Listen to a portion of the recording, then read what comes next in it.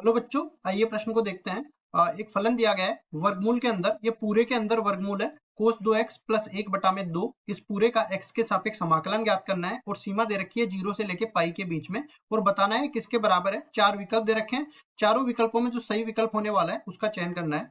प्रश्न कॉल करने से पहले इसकी मुख्य अवधारणा के बारे में चर्चा कर लेते हैं। मुख्य अवधारणा, तो यहाँ पे देखिए, सबसे पहली चीज मैं यहाँ पे समाकलन के कुछ सूत्र बता देता हूँ, और उससे भी पहले जो मापांक फलन होता है उसको कैसे परिभाषित किया जाता है वो भी बता देते हैं। ये x के बराबर होते हैं जब x धनात्मक या 0 के बराबर होता है, और माइनस x के बराबर होता है जब x जो है ऋणात्मक होता है। अब उसके बाद में देखो, यहाँ से हम लोग जानते हैं कि कोस 2 थीटा जो होता है उसका सूत्र इस तरह से बन जाता है 2 कोस स्क्वायर थीटा माइनस में 1 के बराबर। अब देखो, यहाँ पे हम लोग और भी क्या जानते हैं कि अगर मैं कोस एक्स के बारे में बताऊं, कोस एक्स या फिर मापांक कोस एक्स के बारे में समझ लो। मापांक कोस एक्स जो है कोस एक्स के बराबर होता है, मतलब धनात्मक होता है कब, जब एक्स जो है प्रथम चतुर्थांश में हो, जब 0 से लेके π/2 के बीच में हो।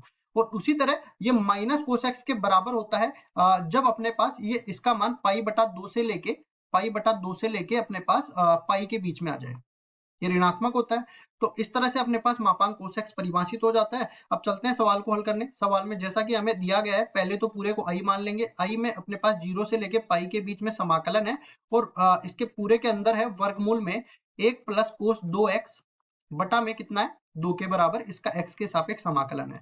अब देखो 1 प्लस कोस 2x, यहाँ से 1 को मैं उधर उठा के लाऊंगा तो ये 2 कोस स्क्वायर थीटा के बराबर है, तो ये भी अपने पास 2 कोस स्क्वायर x के बराबर बन जाएगा। तो i बराबर हो जाएगा 2 कोस स्क्वायर x, और नीचे बन जाएगा 2 के बराबर, और इस पूरे का वर्गमूल हो जाएगा इसका x के सापेक्ष समाकलन 0 से लेके पाई के बीच में।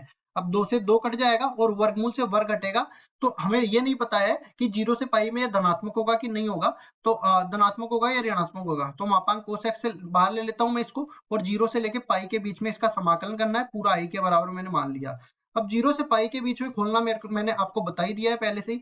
जब प्रथम चतुर्थांश में होगा तो कोस एक्स धनात्मक होता है, तो ये धनात्मक से खुल जाएगा। एक्स के सापेक्ष समाकलन होगा 0 से लेके π/2 के बीच में, और उसके बाद में ये π/2 से पाई में द्वितीय चतुर्थांश में ऋणात्मक होता है, तो ऋणात्मक से खुलेगा। π/2 से लेके पाई के बीच में ये माइनस कोस एक्स का समाकलन कर देंगे, तो कोस एक्स का एक्स के सापेक्ष समाकलन कर दिया।